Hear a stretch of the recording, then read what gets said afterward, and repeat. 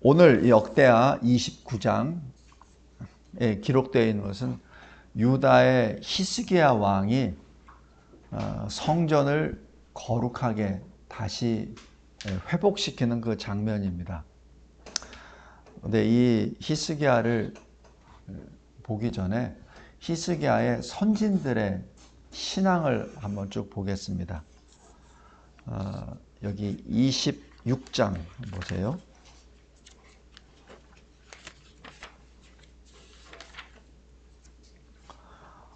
우시야 왕이 기록됩니다.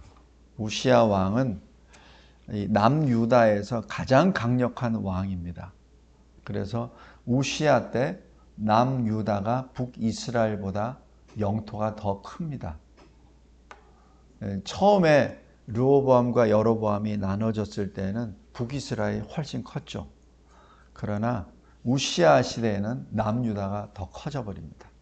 북이스라엘은 계속해서 하나님을 적대하고 우상을 섬겨버리니까 하나님이 다 쳐버리십니다. 그래서 아람에게도 빼앗기고 모압에게도 빼앗기고 암몬에게도 빼앗기고 해가지고 나라가 이렇게 쪼그라들어 버립니다. 반면에 이 남유다는 우시야 왕 때 완전히 팽창을 해버립니다. 그래서 이 애굽 지역까지 그 영향력을 미치죠. 그 내용이 여기 4절, 5절입니다. 26장 4절, 5절.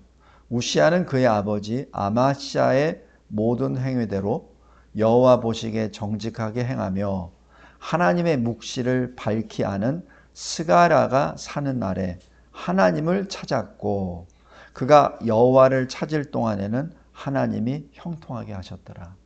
그러니까 이렇게 우시야 시대에 유다 나라가 강성하게 된 것은 그 왕 우시야가 하나님을 찾았기 때문에 그렇죠. 이때 이 스가랴 선지자가 이 우시야 왕에게 많은 그 말씀을 전해주고 이 우시야 왕은 그 말씀에 순종하며 나아가죠. 그런데 16절 보세요. 우시야가 강성하여짐에 그의 마음이 교만하였죠. 악을 행하여 그의 하나님 여호와께 범죄하게 됩니다. 다시 얘기해서 성전에 들어가서 자기가 직접 분향하려고 했습니다. 이것은 제사장들이 해야 될 일인데 왕이 지금 하려고 하는 거예요. 그러니까 이 성전까지도 자기가 이 강성해지는 그 마음으로 성전을 덮어버리려고 하는 거죠. 그러자 하나님께서는 이 우시야를 치십니다. 나병으로 치시죠. 바로 그 자리에서 죽이지 아니하십니다. 왜 그랬죠? 회개하라고. 왜 나병이죠? 눈에 딱 보이게. 왜 나병이죠? 성전에서 빨리 쫓아내라고. 왜 나병 환자가 성벽에 들어올 수는 없잖아요. 성전에는 이 더러운 자가 들어올 수 없습니다. 그래서 쫓겨나죠. 그래서 우시야는 나병으로 죽습니다. 그런데 이 죽을 때까지 우시야가 회개했다는 기록은 없습니다. 이게 굉장히 중요합니다.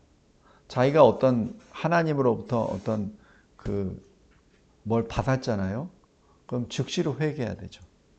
다윗이 왜 다윗인 줄 아세요? 밧세바를 범했고 우리아를 죽였지만은 그러나 즉시로 회개하거든요. 그런다고 해서 그가 범한 죄의 책에 대하여 그러면 하나님이 내버려 두시냐? 아닙니다. 계속해서 살아있는 동안에 그가 그 책망을 받고 벌을 받는 여정이 사무엘 하에 쭉 기록되어 있죠. 성도 여러분, 우리 다시 한번 잘 보세요. 지금 우시야가 그렇게 죽었습니다. 그러자 아들 요담이 27장, 역대하 27장 왕위에 오를 때 25세가 됩니다. 그래서 2절에 보면 요담은 그의 아버지 우시야의 모든 행위대로 여호와 보시기에 정직하게 행하였으나 여호와의 성전에는 들어가지 아니하였고라고 기록합니다. 외견상 우시야 아버지처럼 말씀대로 행합니다. 그러나 마음은 하나님을 떠났죠. 그러니까 여호와의 성전에 들어가지 아니했다는 얘기는 뭐죠? 예배를 드리지 않았다는 얘기입니다. 요담 왕이 예배를 드리지 않으니까 어떻게 되죠? 2절 후반부에 백성은 여전히 부패하였더라. 여전히 백성들도 압니다. 요담 왕이 어떤 상태라는 것을. 그렇기 때문에 백성들도 예배 안 드립니다. 그러니까 썩어져 나가죠.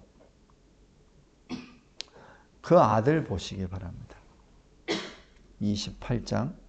아하스가 왕위에 오를 때 나이가 20세라. 예루살렘에서 16년 동안 다스렸으나 그의 조상 다윗과 같이 아니하니 여호와 보시기에 정직하게 행하지 아니하고, 이렇게 말합니다. 그러니까 이게 우시아의 죄가 아들 요담에게 와서 그 죄가 더 심화됩니다. 그리고 손자 아하스에 왔을 때는 더 심해져서 어느 정도까지냐면은 2절에 보세요. 바알의 우상을 만들고, 3절에 흰놈의 아들 골짜기에서 자녀들, 사람들을 불사르는 인신제사를 드리죠. 그리고 4절에 각종 우상이라는 것은 다 해버리죠. 그리고 이 일에 대해서 하나님이 또 징계해 주세요. 치시는 것이 아니라 징계를, 어떻게? 아람 군사를 일으켜서 이 유다를 공격하게 하고, 북이스라엘의 왕을 일으켜서 또 유다를 공격하게 합니다. 그래서 어떻게 되죠? 6절에 보세요. 유다에서 하루 동안에 용사 12만 명이 전사합니다. 성도 여러분, 이런 일이 일어났을 때 왕은 어떻게 해야 되죠? 회개해야 되죠. 다윗은 바로 회개하잖아요. 근데 회개를 안 합니다. 그리고 이스라엘 군사에 의해서 백성들이, 유다 백성이 20만 명이 끌려갑니다. 그것이 8절부터 15절까지입니다. 근데 북이스라엘에는 선지자가 일어나서 이 사건에 대해서 이스라엘 사람들에게 선포하죠. 우리가 강해서 이런 거 아니야. 지금 남유다가 하나님 앞에 범죄해서 이 일이 벌어진 거야. 그 동족들 빨리 풀어줘. 선지자가 그렇게 전하죠. 그러자 이스라엘 위에 지휘관들이 다 풀어줍니다. 그뿐만 아니에요. 그렇게 해도 회개 안 하니까 하나님께서는 아수르를 또 들어서, 아람을 들어서 또 징계하시죠. 그러니까 하나님은 왜 자꾸 이렇게 징계하시죠? 왜 그 나라를 괴롭게 하시죠? 그 한 사람 왕 회개하라고. 아하스 왕 회개하라고. 그러니까 왕이 회개해야 백성들이 돌아갈 거 아니에요. 근데 회개 안 해요. 끝까지 안 해. 나중에는 어느 정도까지냐니까 아람에 있는 신전 제단을 제사장에게 뭐 잘 보고, 그 다음에 그거 성전에다 건축해, 이렇게 합니다. 성전은 폐쇄시켜버리고, 그리고 거기에다가 아람 그 신전을 제단을 만들어 놓고 거기서 그 우상에게 제사를 지냅니다. 이런 일들이 자행되죠. 그리고 난 다음 29장, 오늘 본문 히스기야가 왕이 됩니다. 여기서 첫 번째 질문입니다. 어떻게 증조 할아버지, 아버지, 그 여호와를 등졌던 사람의 그 자손이, 히스기야가 어떻게 하나님을 경외하는 자가 됐죠?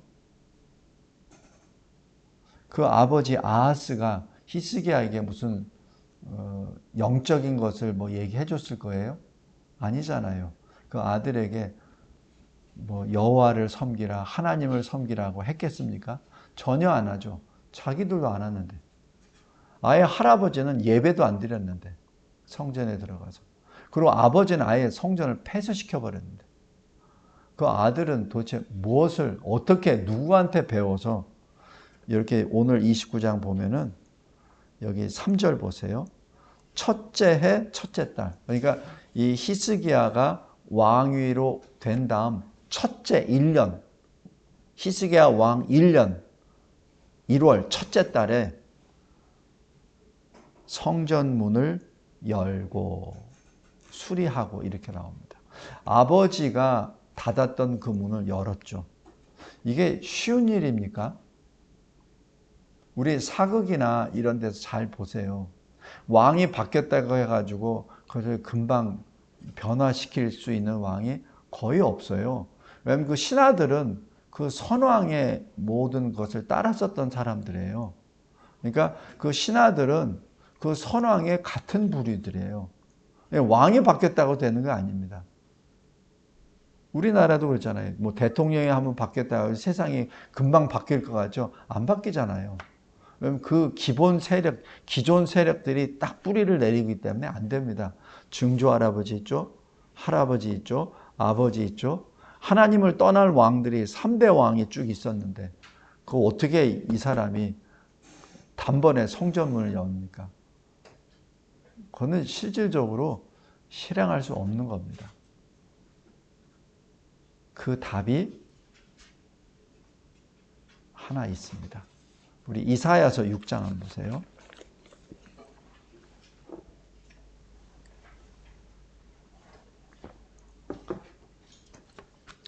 이사야 6장 1절 보십시오. 우시야 왕이 죽던 해에 내가 본즉 주께서 높이 들린 보좌에 앉으셨는데 그의 옷자락은 성전에 가득하였고 스랍들이 모시고 섰는데 6절에 서로 불러 이르되 거룩 거룩 거룩 그의 영광이 온 땅에 충만하도다. 5절에 그때 내가 말하되 화로다 나여 망하게 되었도다. 나는 입술이 부정한 사람이요 나는 입술이 부정한 백성 중에 거주하면서 만군의 여호와이신 왕을 배웠음이로다. 지금 이사야 선지자가 우시야 왕이 죽을 때 저 천국으로 들림을 받아서 하나님 앞에 서게 됩니다. 그러니까 그 하나님의 모습을 어떻게 죄인이 볼 수 있냐는 얘기죠. 그럼 죽음밖에 없는데 그러자 6절에 그때 그 수랍 중에 하나가 부젓가락으로 제단에서 집은 핀 숯을 손에 가지고 내게로 날아와서 그것을 내 입술에 대며 이르되 보라 이것이 내 입에 닿았으니 내 악이 제하여졌고 내 죄가 사하여졌느니라. 이 천사가 임의로 했을까요?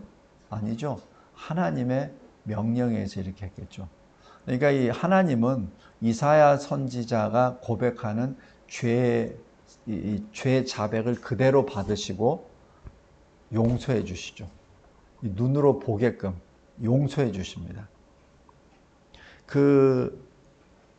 여기 수치로 입에다 댔다고 이렇게 말하는데 그 수치, 그 스랍 천사도 그 숯을 손으로 못 잡습니다.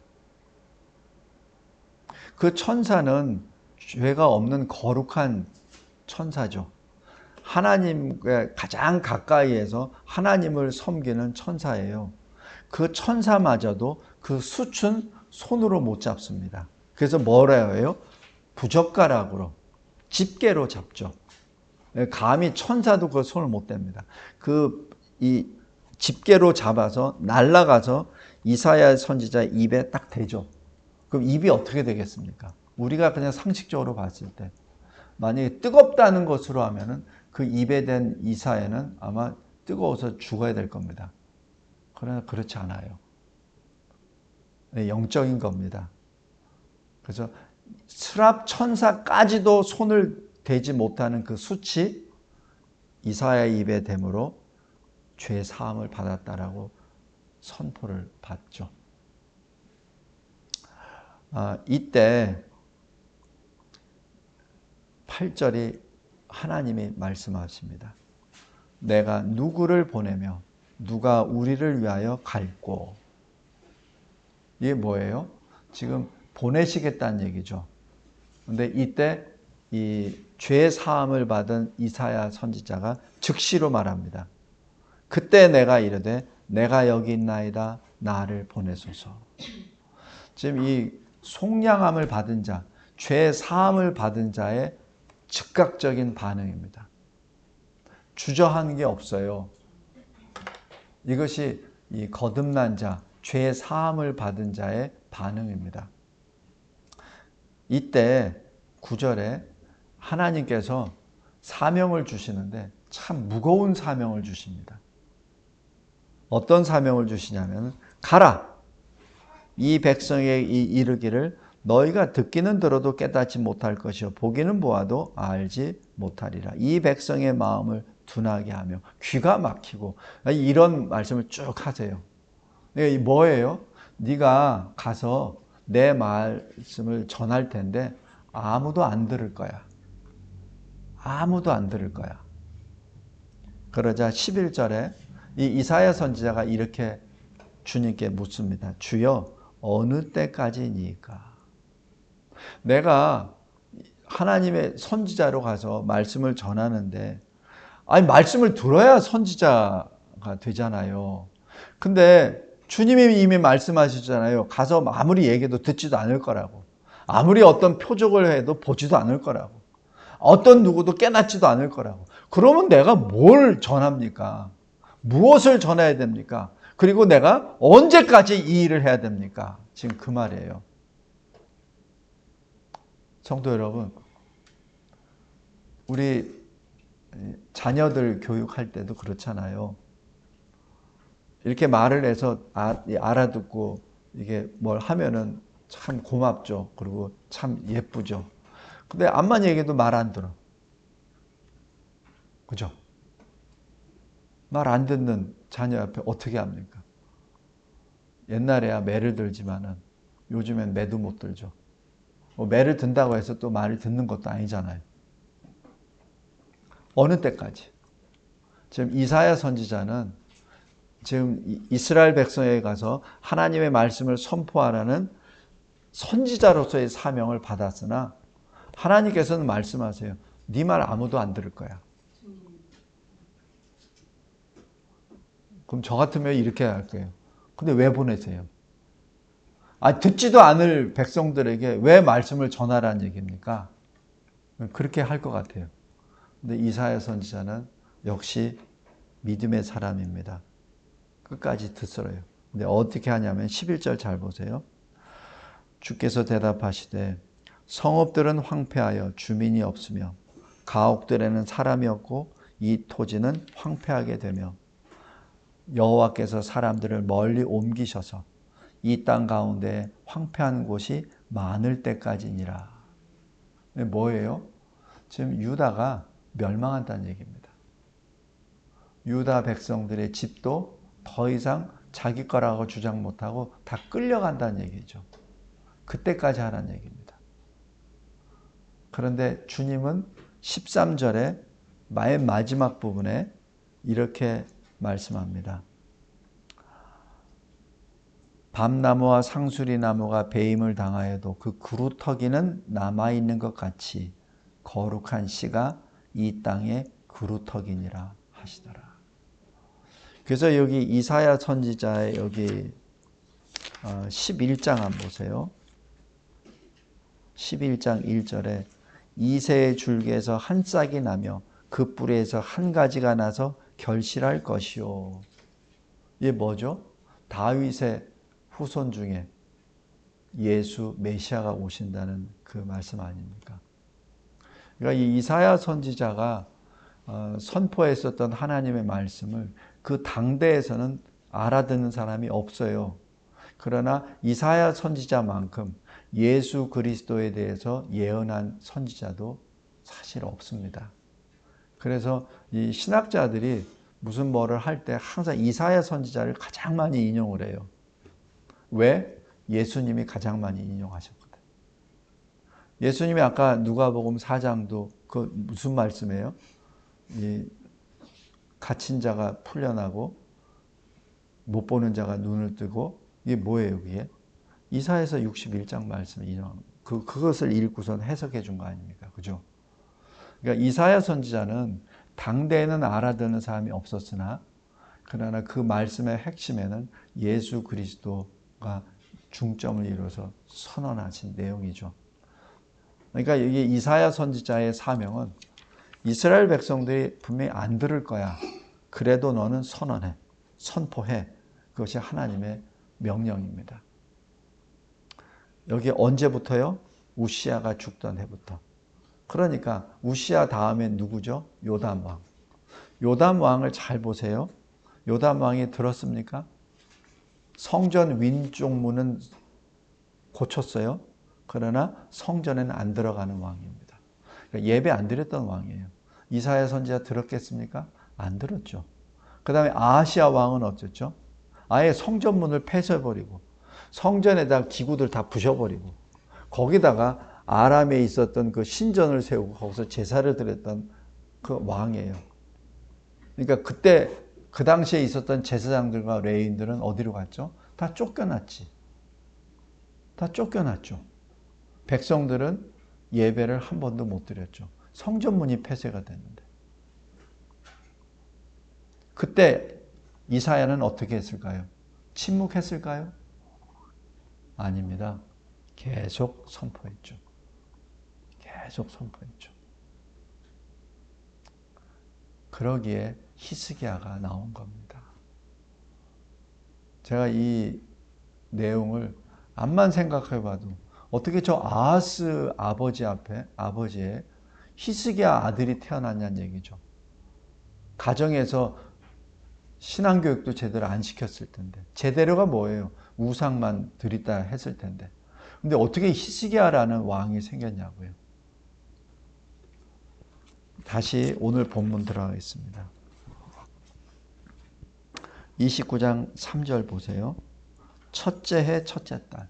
그러니까 히스기야가 왕이 된 그 해 첫째 달에 성전문을 열고 수리합니다. 아버지가 닫았었던 폐쇄시켰던 성전문을 열고 수리합니다. 4절. 아버지가 쫓아내었던 제사장과 레위인들을 광장에 모읍니다. 그리고 5절부터 말합니다. 내 말을 들으라. 이제 너희는 너희를 성결하게 하고. 왜? 지금 성전을 다 떠나버렸었잖아요. 그러니까 너희들부터 먼저 거룩하게 하라. 너희들부터. 그 다음에 뭐예요? 너희 조상의 하나님 여호와의 전을 성결하게 하고. 그러니까 너희들부터 성결하게 하고. 그 다음에 성전을 거룩하게 하라. 더러운 것, 내 아버지, 내 할아버지들이 만들었었던 그 범죄했던 모든 것을 다 없애라. 더러운 걸 다 없애라. 그리고 6절, 7절에 우리 조상들, 내 할아버지, 내 아버지가 하나님을 등져버렸다. 성소를 등져버렸다. 하나님께 번제를 드리지 아니하였다. 다시 얘기해서 예배를 드리지 않았다. 그 결과 8절입니다. 우리가 놀람과 비웃음거리가 되었다. 우리 백성들이 20만 명이 북이스라엘로 포로로 끌려갔었지. 한날에 우리 용사 12만 명이 처참하게 전사를 했어. 그 이유는 바로 할아버지, 아버지 왕이 이런 죄를 범했기 때문에 그래. 하면서 여기서 자기 조상들이 범한 죄에 대해서 분명히 선언을 합니다. 그 다음에 10절, 11절에 우리가 이제는 어떻게 해야 되느냐. 이제 이스라엘 하나님 여호와와 더불어 언약을 세워 그 맹렬한 노를 우리에게서 떠나게 할 마음이 내게 있노니. 11절 내 아들들아 이제는 게으르지 말라. 여호와께서 이미 너희를 택하사 그 앞에 서서 수종들어 그를 섬기며 분향하게 하셨느니라. 여기서 내 아들들이 누구죠? 제사장과 레위인들입니다. 성도 여러분, 오늘 이게 본문의 주 내용입니다. 어떻게 이 악한 할아버지와 아버지에게서 이런 왕이 태어날 수 있냐는 얘기죠. 이사야입니다. 듣든지 아니 듣든지 하나님의 명령에 따라 전했죠. 그때 하나님의 때에 하나님이 히스기야를 세우십니다. 우리 이사야 이사야 38장인가요? 한번 보세요.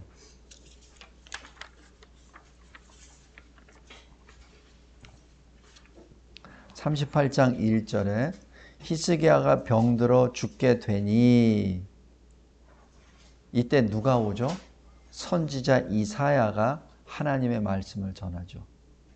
그죠? 그 다음에 또 여기 37장 보세요. 아수르 군대가 이 예루살렘 성을 포위하고 이제 유다를 진멸하려고 할 때, 이때 37장 1절 히스기야 왕이 듣고 자기의 옷을 찢고 굵은 베옷을 입고 여호와의 전으로 갔고, 왕국 맡은 자 엘리야김과 서기관 셈나와 제사장 중 어른들도 굵은 베옷을 입으니라. 왕이 그들을 아모스의 아들 선지자 이사야에게로 보내매라고 그렇게 말합니다. 그죠? 그래서 이게 히스기야와 이사야의 관계입니다. 그래서 히스기야가 어떻게 첫째 해, 첫째 달에 어떻게 성전문을 열 수 있었지? 바로 이사야입니다. 이 역대하에 보면은 선지자에 대한 것은 거의 기록이 없어요. 왜냐하면 우리 열왕기상 보면 엘리사에 대한 것이 쭉 나오잖아요. 그런데 역대기에는 엘리사도 기록이 없어요. 그게 의도적입니다. 다시 얘기해서 우리가 읽었었던 역대하 29장에 이사야는 없어요. 그러나 이 히스기야가 하는 행적 가운데 국난이 임했을 때, 자기가 죽을 병에 걸렸을 때 누구를 찾죠? 히스기야를 찾습니다. 그러니까 자기가 해결하지 못할 때 히스기야를 찾습니다. 왜? 히스기야를 통하여 하나님의 말씀을 받았기 때문에. 그 히스기야를 통하여 성전을 다시 정결케 하고 예배를 회복했기 때문에. 그 히스기야가 비록 그 할아버지와 아버지 그때 그 시대에는 듣지도 못했지만, 그러나 그 말씀이 그대로 선포되었기 때문에 그 선포된 그 말씀에 찔림을 받은 하나님의 백성들이 곳곳에 다 있기 때문에 첫째 달 첫째 해 왕위로 등극한 그 해 첫째 달에 성전문을 열 수 있었던 것이죠. 이것이 하나님의 역사입니다. 성도 여러분, 우리가 이 마지막 때 종종 이런 말 하잖아요. 어떻게 세상이 이렇게 바뀔 수가 있을까? 도대체 하나님은 살아계시는가? 이렇게 악한 자들이 막 흉흉하고, 그리고 하나님의 말씀의 그 질서가 다 깨져버리고 막 이러는데 도대체 이거 어떻게 되느냐? 그거는 걱정하지 마세요. 그건 믿지 않는 자들이 한탄하는 거고, 우리 믿는 자는 그대로 말씀을 전하고 말씀대로 살면 됩니다. 그것을 운운하면서 이야기하는 그 자체가 불신입니다. 왜 그런지 아세요? 꼭 믿지 않는 자가 꼭 무슨 얘기를 해요. 어느 정도는 이렇고 어느 정도는 이렇고 꼭 얘기를 해요. 그러면서 교회가 문제가 있다고 얘기합니다. 왜 그래요? 자기의 죄를 덮기 위해서. 그래서 꼭 교회를 공격합니다. 성도 여러분, 남을 보지 마세요. 다른 사람을 보지 마세요. 뭐 저 사람이 신앙이 어떻고 저 사람이 이 사람은 어떻고 그거 평가하지 마세요. 평가는 하나님이 하시는 거지 우리가 하는 거 아닙니다. 평가하지 마세요. 판단하지도 마세요. 예수님이 계속 하시는 말씀하잖아요. 판단하면 너도 동일한 판단 받을 거야. 그죠? 판단하지 마세요. 누구를 탓하지도 마세요. 그냥 묵묵히 이사야 선지자처럼 받은 말씀대로 쭉 걸어나가 살길 바랍니다. 절대 교회 안에서 어떤 성도가 이러쿵저러쿵 절대 얘기하지 마십시오. 그건 교회를 깨뜨리는 악한 일입니다. 제가 이 목회를 지금 13년째, 14년째로 들어가는데 꼭 그런 성도들이 꼭 있었어요. 그런 사람이 꼭 있다가 교회를 분탕하다가 꼭 나갑니다. 10여 년 하면서 겪은 거예요. 별로 오래도 안 했어요, 목회. 성도들이 많지도 않아요. 근데 꼭 남의 얘기를 하는 사람들은 꼭 교회를 공격하고 그 다음에 나갑니다. 꼭 나갑니다. 그리고 꼭 마음에 상처를 줘요. 교회 안에 그 누구도 완전한 사람은 없어요. 저도 마찬가지. 제가 말씀을 전하니까 제가 뭐 거룩하게 보입니까? 아니에요. 저도 연약한 죄인입니다. 그 누구도 판단하거나 평가하지 마십시오. 그 누구도 책망하거나 하지 마십시오. 오히려 책망할 시간에 그를 위해서 기도하십시오. 그를 위해서 기도하세요. 우리가 사람의 마음을 변화시킬 수 있어요? 못 변화시킵니다. 어떻게 변화시켜요? 내 자식도 변화시키지 못하는데. 안 그래요? 근데 어떻게 다 멀쩡하게 다 성인 된 사람을 어떻게 고칩니까? 이 알량한 혀로. 그거 못 고쳐요. 제가 다시 한번 강하게 말씀드립니다. 절대 교회 안에서 성도들을 평가하거나 판단해서는 안 됩니다. 절대 안 됩니다. 오히려 그를 위해서 연약한 지체를 위해서 기도하시기 바랍니다. 하나님, 저 연약한 저주를 불쌍히 여겨주세요. 그래서 저 영혼이 온전히 예수 믿게 도와주세요. 그 기도를 해주세요. 판단이나 평가는 우리의 일이 아닙니다. 그건 하나님의 일입니다. 오늘 이사야 선지자 묵묵히 그 시대를 통과해 나가죠. 하나님이 주신 말씀을 가지고 듣든지 안 듣든지 묵묵히 들어갑니다.